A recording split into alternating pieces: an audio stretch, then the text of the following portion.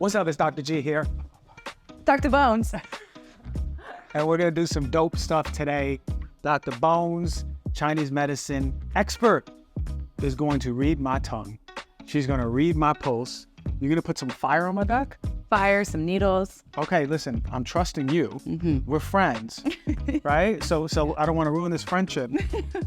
I'm trusting you. No, you'll probably only love me more. Okay, so let's check out my tongue.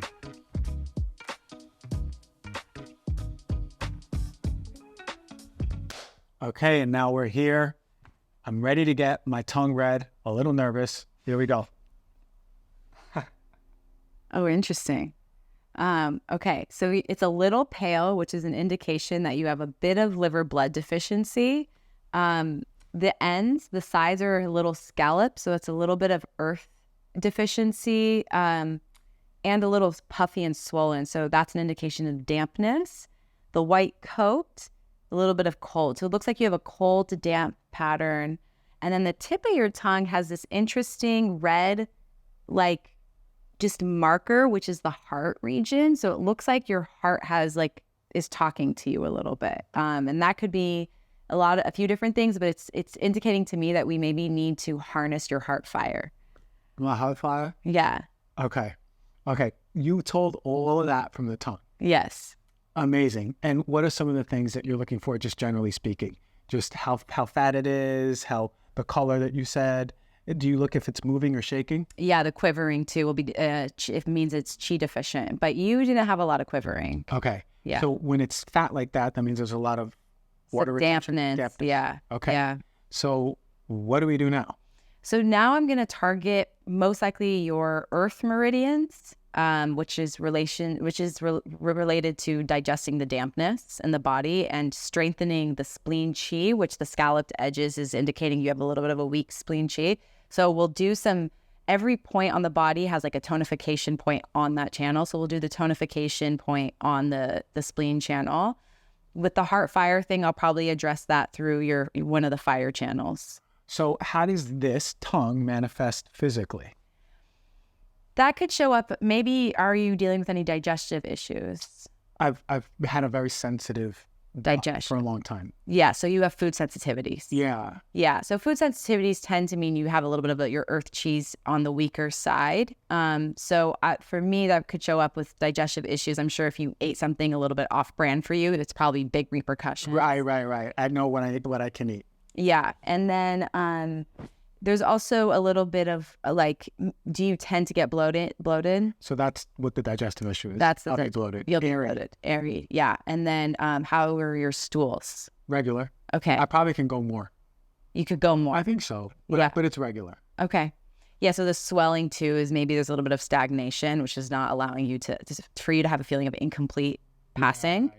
Yeah. And then with the heart fire tip, that makes me a little curious to ask you deeper questions about how you're doing emotionally. Tell me. Well, I mean, it could be, are you on edge, or maybe do you feel like you have a lot of fire inside of you right now? Especially now. There's a lot of things happening in the workspace. Yeah. And how's your sleep? It could be disrupted. Sensitive. Yeah. Not like deep, like a bear. Right. Yeah, so that could be a little bit of the heart fire is a little alive right now, which is a good thing. So having excess sometimes is nice because it means we just need to disperse it.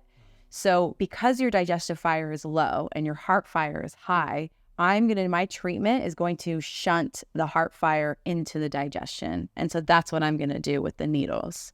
I'm excited. Let's get started. Okay, so now I'm feeling your pulse. In each wrist, there's 6 positions for 6 out of the 12 organs. So 6 organs on one wrist, another 6 organs on the other wrist. And I'm just looking for the strength, the quality, how the blood vessel is hitting my finger. And that's going to give me an indication of how the organ is doing. So I am feeling the earth a little bit weak. Yeah. And your heart chi feels a little balanced. I feel like it's just a little bit of displacement of the fire. So we're gonna disperse a little bit of your fire, and then the psoriasis to me is on your fire channels. It's on the small intestine and it's on the heart channel. Okay, so what's happening is the dampness that's accumulating in the earth, in the digestive organs, is stirring the heart a little bit. And so then the heart is getting some damp heat. And then the psoriasis is like a damp heat in the heart and small intestine channel. Wow. Yeah. So we'll just do some points. Sure. Has been around for thousands of years. Tens of thousands of years. Yeah. Okay. Yeah. And for those who've never done it, these needles, do they hurt? They're really subtle. It depends. If you go to a really traditional TCM practitioner, they to go big and deep. I'm a little bit more Japanese style, which is light and superficial, and I feel like a little bit goes a long way with the needle. Right. We'll also do the heart point in the ear. Oh, I never got an ear acupuncture. Really? Oh yeah. We'll also do a point to reset the nervous system in the ear. And then we're going to do 1 point on the foot to help strengthen the earth. Better grounding. Yeah, better grounding and just help break up some of the dampness.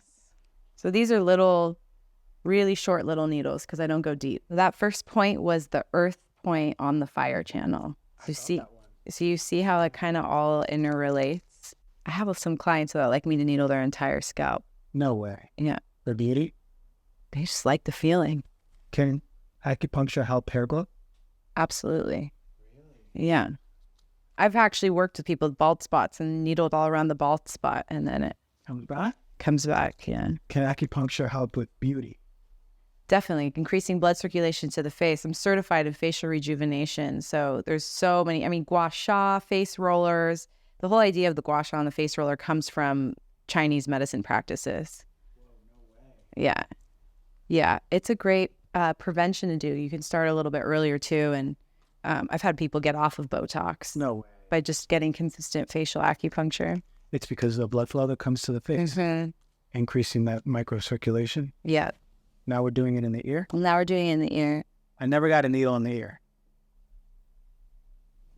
It feels like nothing. Yeah, it's mellow. This one might be a little bit more sensitive. Oh, I felt that one. Yeah, that's the heart point.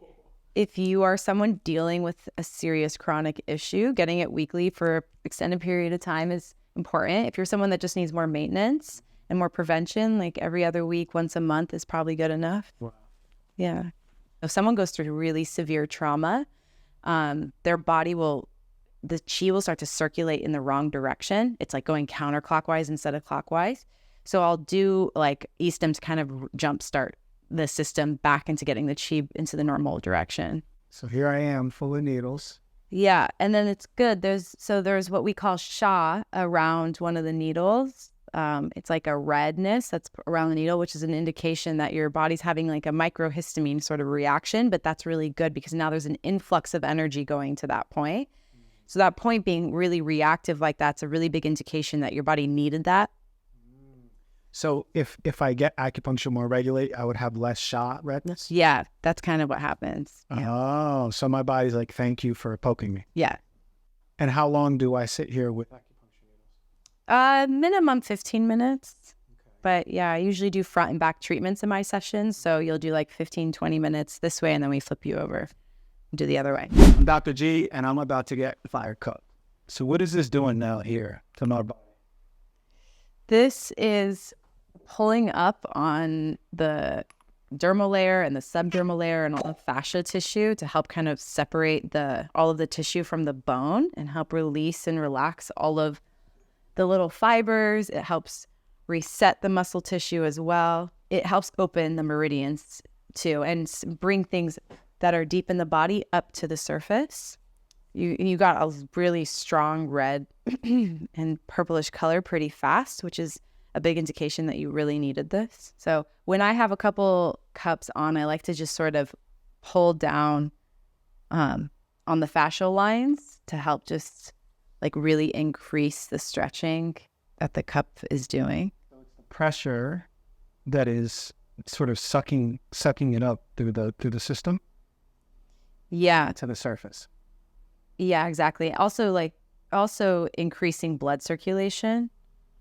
It breaks the little capillaries in the skin layer as well, which helps just increase blood flow and microcirculation.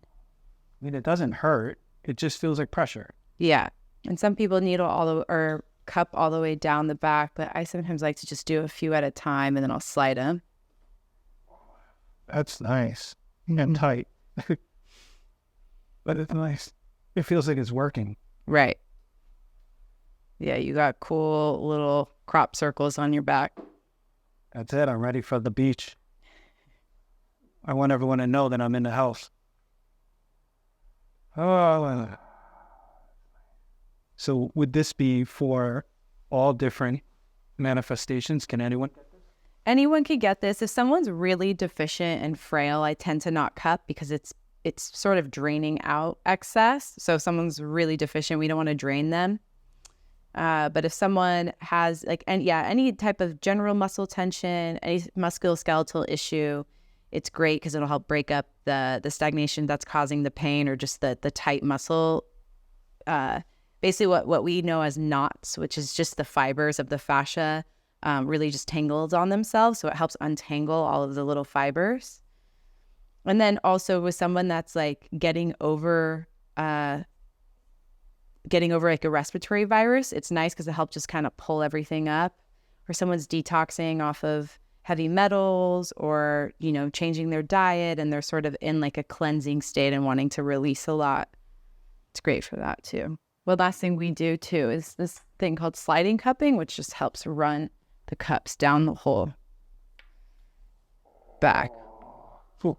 It just helps open up all the fascia and tissue. Oh my. It can be a little painful. It's feeling good. It's uncomfortable, but good. I feel like a new man.